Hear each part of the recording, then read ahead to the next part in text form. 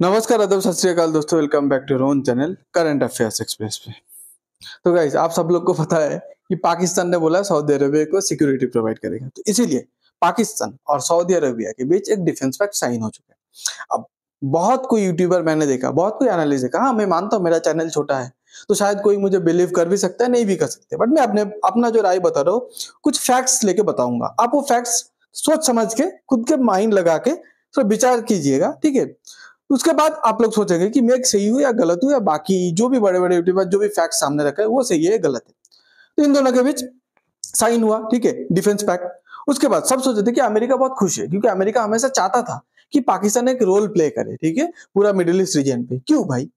ऐसा क्यों सोचना है? अमेरिका कमजोर पड़ गया क्या?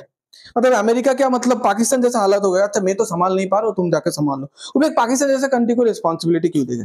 देखिए, मेरे हिसाब से अमेरिका ये कभी रिस्पॉन्सिबिलिटी पाकिस्तान को देगा नहीं, और अमेरिका इससे कुछ भी नहीं था। सब बोल रहे थे अमेरिका का चाल है, अमेरिका बहुत खुश है। नहीं, ये क्योंकि अमेरिका जब मिडिल ईस्ट में प्रोटेक्शन देता है ना, अमेरिका को बहुत सारा पैसा मिलता है। तो आपको क्या लगता है, अगर ये प्रोटेक्शन पाकिस्तान देने लगेगा, तो अगर मैं मानता हूँ पूरा पैसा शायद पाकिस्तान को नहीं मिलेगा, पर अमेरिका के हाथ से अगर $100 बिलियन भी चले गया पाकिस्तान के हाथ पे, तो बहुत गया ना। आप बोलेंगे $100 बिलियन? Yes sir, $100 billion. देखिए, मिडिल ईस्ट पे क्या है, बहुत सारा पैसा है, बट इसका आर्मी उतना स्ट्रांग नहीं है।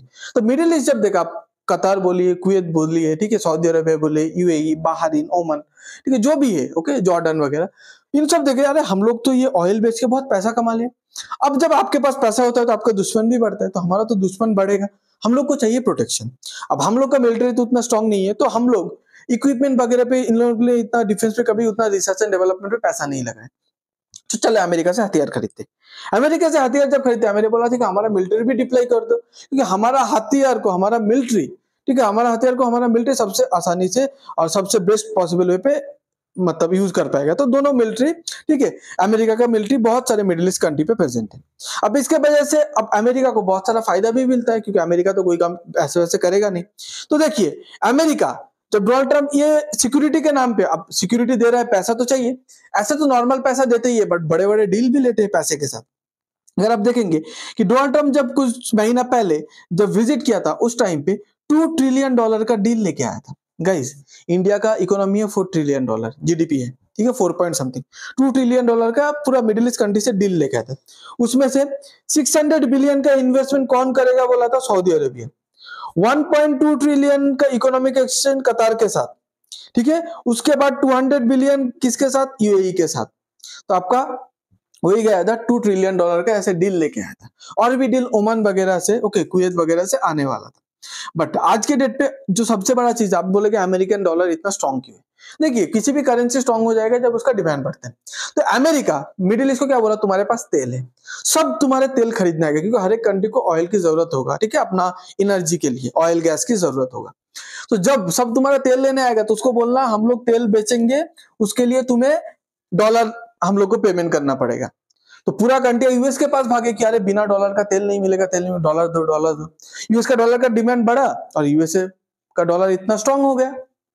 बहुत सिंपल वे पे आपको एक्सप्लेन किया, ठीक है। तो इसको बोला जाता है पेट्रो डॉलर बोला जाता है। तो ये, और इन रिटर्न मिडिल ईस्ट को क्या बोला अमेरिका कि हम तुम्हें सिक्योरिटी देंगे। तो अब अमेरिका का पेट्रो डॉलर भी खतरे पे आ जाएगा, अगर मिडिल ईस्ट सोचेगा कि अमेरिका तुम तो हम लोग को सिक्योरिटी दे ही नहीं पा रहे हो। देखिए, अब अमेरिका का जो डिफेंस इंडस्ट्री है ना गाइस, ज्यादातर अमेरिका का जो डिफेंस का सामान वो मिडिल ईस्ट से बेचता है, ये डरा के कि तुम्हें ये हमला कर देगा, वो हमला कर देगा, ऐसे करके। तो अमेरिका का जो डिफेंस इंडस्ट्री है 2024, वो आप देख सकते हैं 995 बिलियन, मतलब इसमें 5 बिलियन और ऐड कर दो, हो जाएगा 1 ट्रिलियन का उसका डिफेंस इंडस्ट्री। इसमें से मेजोरिटी ऑफ द चंक, ठीक है, मतलब मेजोरिटी ऑफ द इसका जो ऑर्डर है वो मिडिल ईस्ट से आता है। आज के डेट पे मिडिल ईस्ट अमेरिका के ऊपर भरोसा क्यों खोल, ठीक है, उसके पीछे एक रीजन है।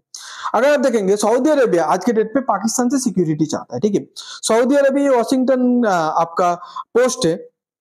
तो देखिए, Saudi Arabia six new security allowance okay as trust in USC road, मतलब इन्होंने हमेशा ये भरोसा करके रखा था, ठीक है, मिडिल ईस्ट कंट्रीज की यूएसए हम लोग को प्रोटेक्ट करेगा। बट उसके बाद क्या हो जाता है? उसके बाद इजराइल, जो यूएसए का एक अलाई कंट्री है, दोस्त है, मित्र देश है, वो कतर के ऊपर हमला कर देते हैं। तो सब सोचते अरे कतर पे, और पता है कतर का आपको दिखाया, कतर सबसे ज्यादा इन्वेस्टमेंट दिया 1.2 ट्रिलियन, सऊदी अरेबिया तो फिर भी $600 बिलियन दिया। कतर ने एक $400 मिलियन का सोचे, $400 मिलियन का एक प्लेन गिफ्ट कर दिया, ठीक है। उसके बाद आपका $400 मिलियन का प्लेन गिफ्ट कर दिया जब डोनाल्ड ट्रंप विजिट पे आए थे। उसके बाद कतर पे, पूरे मिडिल ईस्ट में जितना भी यूएस का मिलिट्री बेस है, सबसे बड़ा बेस कतर पे, और वही कतर पे यूएसए का एक दोस्त हमला कर देता और यूएसए उसको बचाता नहीं, या बचा पाता नहीं, या बचाता नहीं, जो भी है। तो बाकी सब सऊदी अरेबिया वगैरह सोचता तो हम लोग को यूएस क्यों बचाएगा।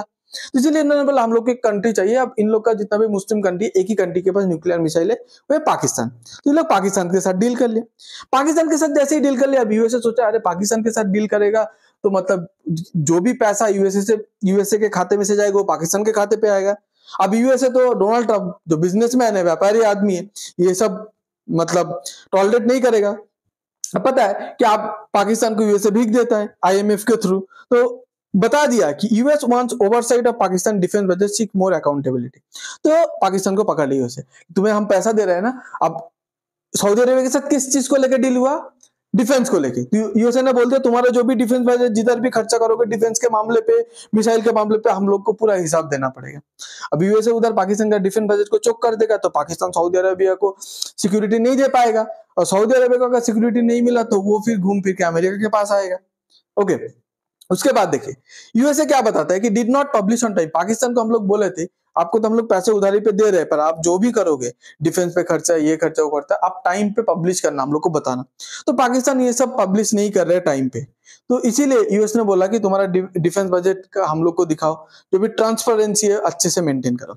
आप बोलेंगे कि अभी तो हम लोग का यूएनएससी मीटिंग पे पाकिस्तान का जो आर्मी चीफ है, ओके, फील्ड मार्शल है आसिम मुनीर, उसके बाद पाकिस्तान का प्राइम मिनिस्टर शहबाज शरीफ और डोनाल्ड ट्रंप, ये सब तो इतना खुशी से दिख रहे थे, सब एक साथ एकदम भाई भाई जैसे बिहेव कर रहे थे।